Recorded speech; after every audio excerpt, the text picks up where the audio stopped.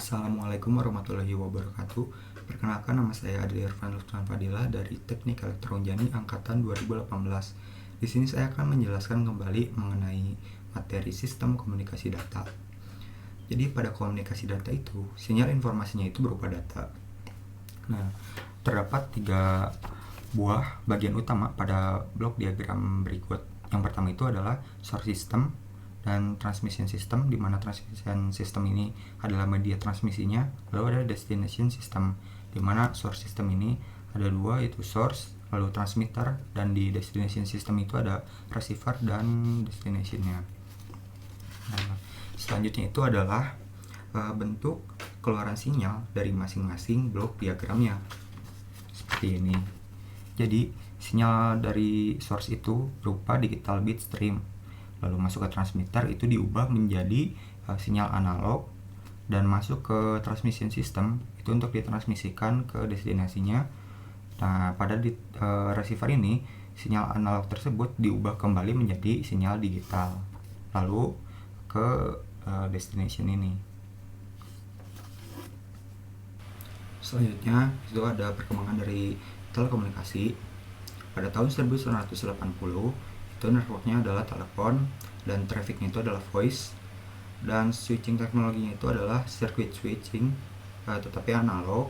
Lalu pada tahun 1960 itu networknya adalah digital network dan trafficnya itu adalah voice. Untuk teknologi switching itu adalah circuit switching tetapi yang digital. Lalu pada tahun 1990 itu networknya itu adalah wireline dan wireless, itu trafficnya itu sudah multimedia. Nah, selanjutnya itu adalah model jaringan komunikasi data. Itu seperti ini. Jadi dari transmitter ke transport mechanism lalu ke receiver, di mana interface dari transmitter menuju ke transport mechanism itu adalah network access. Nah, untuk arsitektur sederhananya dari komunikasi data itu seperti ini. Jadi dari host menuju host lainnya itu melalui node, di mana node ini adalah untuk menghubungkan antar host. Selanjutnya itu ada node pada jaringan. Node pada jaringan adalah mesin atau komputer yang menyediakan koneksi bagi user dalam kasus circuit switching, atau merelay data user dalam kasus komunikasi data. Node juga dapat diklasifikasikan sebagai terminal, host, switch lokal, multiplexer. Nah, fungsi dasar yang harus dilaksanakan pada telekomunikasi yang pertama itu adalah routing, switching, keamanan, lalu ada konversi kecepatan dan kode dan lain sebagainya. Selanjutnya itu adalah klasifikasi pada jaringan. Node pada jaringan itu mempunyai nama yang berbeda-beda, antara lain adalah data circuit terminating equipment, lalu ada interface message, processor, switch, dan router. Selanjutnya itu perangkat pada user itu biasa disebut sebagai data terminal equipment, antara lain terminal, host, PC, lalu workstation. Selanjutnya itu adalah konfigurasi dari jaringan atau topologi dari jaringan. Yang pertama itu ada topologi bus, dan yang kedua itu ada topologi ring, dimana pada topologi bus itu adalah menghubungkan antar terminalnya itu dalam satu saluran komunikasi yang kedua ujungnya itu ditutup oleh terminator. Terminator itu adalah perangkat yang menyediakan resistansi listrik untuk menyerap sinyal. Dan pada topologi ring ini adalah mirip dengan topologi bus, hanya saja kedua ujungnya itu dihubungkan sehingga hubungan antar terminalnya itu berlangsung dalam lingkaran tertutup. Selanjutnya itu adalah topologi star seperti ini, dimana itu ada satu buah sebagai terminal utama yaitu hub switch yang berfungsi untuk mengatur atau mengendalikan semua kegiatan komunikasi data. Nah, setelah itu ada topologi mesh, dimana pada topologi mesh ini sama seperti topologi star, tetapi tidak menggunakan hub atau switch sebagai terminal pusatnya, melainkan setiap usernya ini dapat berfungsi juga sebagai hub atau switch. Selanjutnya ada klasifikasi jaringan berdasarkan geografisnya. Yang pertama itu adalah LAN, Local Area Network, itu cakupannya beberapa kilometer saja. Lalu ada MAN atau Metro Area Network, itu cakupannya puluhan kilometer. Lalu ada WAN Wide Area Network, itu cakupannya ratusan hingga ribuan kilometer. Lalu ada Terrestrial Radio Network, lalu ada komunikasi wireless, lalu ada satellite network. Selanjutnya itu ada circuit switching. Circuit switching ini dibangun di antara titik-titik ujung yang berkomunikasi. Setelah dibangun, sinyal data bidireksional atau dua arah dan dapat mengalir secara kontinu. Terdapat 3 fase dalam suatu koneksinya, yaitu yang pertama adalah pembangunan sirkuit, lalu transfer data, dan yang ketiga itu adalah penutupan sirkuit. Contohnya itu adalah jaringan telepon seperti ini. Selanjutnya itu ada circuit switching untuk timingnya. Proses interkoneksi pada circuit switching itu kan yang pertama adalah pembuatan saluran seperti ini, dimana pada proses ini itu terjadi delay, yaitu di antara host 1 dan node 1 dan host 2 dan node 1. Nah, untuk menghitung total delay-nya itu adalah total propagasi ditambah total transmisi ditambah total processing. Nah, untuk rumusnya itu adalah total delay sama dengan 4 dikali M dikali L ditambah M dikurang 1 dikali P lalu ditambah B per W, dimana M nya itu adalah jumlah hop, lalu P nya itu adalah delay pemrosesan per hop, lalu L nya itu adalah delay propagasi link, dan B itu adalah ukuran paket, dan W itu adalah kecepatan transmisi. Selanjutnya itu ada node untuk circuit switching.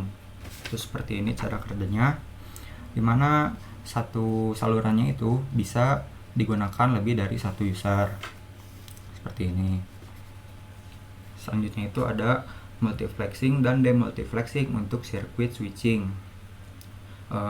Tekniknya itu menggunakan time division multiplexing, dimana waktunya itu dibagi menjadi beberapa frame dan framenya itu dibagi menjadi beberapa slot.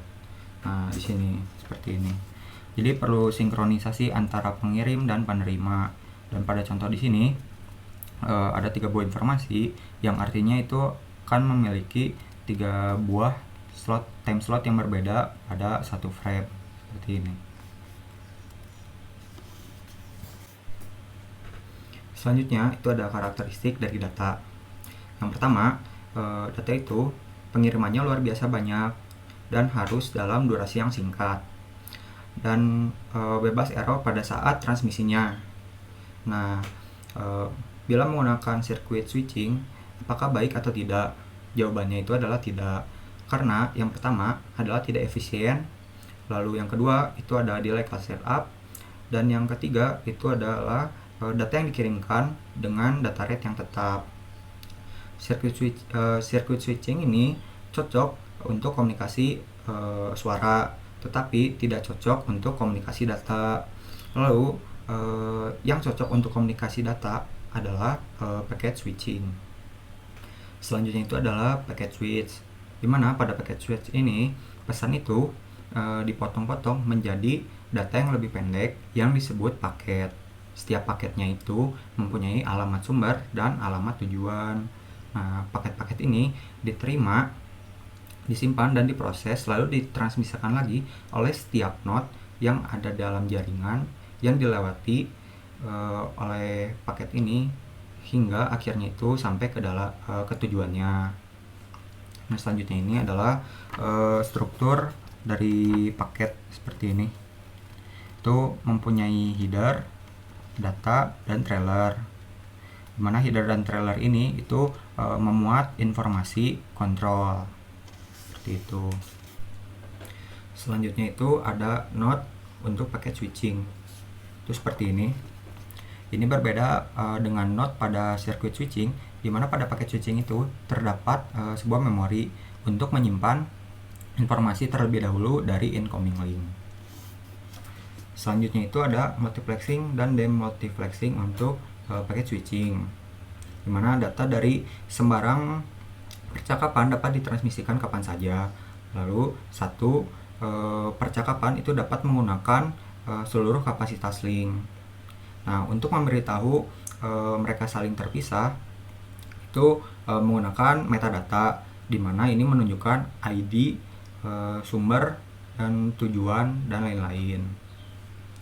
Salah satu contoh dari komunikasi data itu adalah internet. Nah, mengapa internet itu menggunakan packet switching? Yang pertama adalah karena efisien dalam penggunaan link yang mahal. Yang kedua, packet switching itu memungkinkan banyak aliran burst untuk menggunakan link secara bersamaan secara efisien. Nah, circuit switching itu jarang digunakan pada jaringan data karena tidak efisien dalam penggunaan linknya. Selanjutnya itu adalah model node dari packet switching. Itu seperti ini, dimana ini biasanya digunakan untuk memodelkan node atau router yang mempunyai antrian untuk tiap link outputnya. Itu yang ini, nah yang kotak berwarna hijau ini. Nah, ini bisa dihitung, itu menggunakan rumus L sama dengan lambda dikali W. L itu adalah jumlah antrian, dan lambda itu adalah rate kedatangan pelanggan. W itu adalah waktu rata-rata satu pelanggan dalam menunggu antrian. Seperti itu. Selanjutnya itu ada timing untuk packet switch. Itu seperti ini, mana agar host 1 dapat terhubung ke host 2, itu node 1 harus menghubungkan informasinya terlebih dahulu ke node 2, dan dari node 2 itu ke host 2. Nah, di sini ada 3 buah paket. Nah, paketnya ini itu menurun ke bawah, dimana ini terjadi karena adanya delay. Nah, untuk bagian yang ini itu adalah delay antara host 1 dan node 1, dan bagian yang ini itu adalah delay antara node 1 dan node 2, dan bagian yang ini adalah delay antara node 2 dan host 2.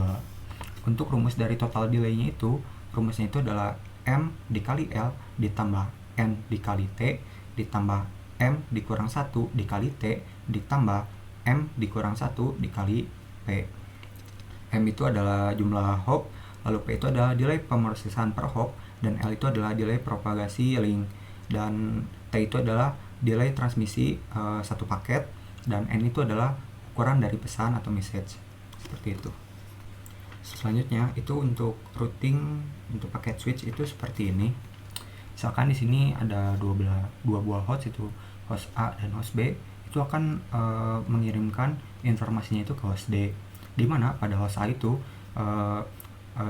harus melalui node 1 terlebih dahulu, lalu dari node 1 ini masuk ke node 5, dan di host B itu masuk ke node 4 terlebih dahulu, lalu dari node 4 itu masuk ke node 5, dimana pada node 5 ini informasi dari host A dan host B itu akan dimultiplexing, yang selanjutnya itu akan dikirimkan ke node 3, dan dari node 3 itu langsung ke tujuannya, yaitu host D. Seperti itu untuk routing packet switch. Nah, selanjutnya itu ada virtual circuit packet switching, dimana itu merupakan hybrid dari circuit switching dan packet switching. Data-data yang ditransmisikannya itu berupa paket-paket dengan ukuran maksimum tertentu. Nah, contoh penggunaannya itu adalah frame relay, ATM, dan X.25. Itu adalah protokol standar dari ITUT untuk WAN atau Wide Area Network. Nah, untuk virtual packet switching itu seperti ini ya timingnya. Nah, di sini itu ada 3 fase seperti circuit switching. Yang pertama itu adalah pembuatan saluran, lalu ada transmisi data, dan ada penutupan saluran seperti ini. Nah, ini juga mirip seperti circuit switching, tetapi perbedaannya itu adalah di datanya. Di datanya ini pada virtual circuit itu dibagi-bagi menjadi paket-paket seperti paket switching. Nah, untuk menghitung total delay itu menggunakan rumus 4 dikali M dikali L ditambah N dikali T ditambah M dikurang 1 dikali T ditambah 3M dikurang 1 dikali P untuk total delay-nya. Selanjutnya itu ada kesimpulan circuit switching versus packet switching. Keuntungan yang paling penting dari packet switching terhadap circuit switching itu dapat mengeksploit statistical multiplexing. Nah, yang kedua, router pada packet switching itu lebih kompleks dibandingkan router pada circuit switching. Dan yang terakhir itu adalah sulit mendapatkan service jaringan yang baik. Contohnya itu adalah delay. Nah, mungkin sekian dari saya. Mohon maaf bila ada kesalahan. Wassalamualaikum warahmatullahi wabarakatuh.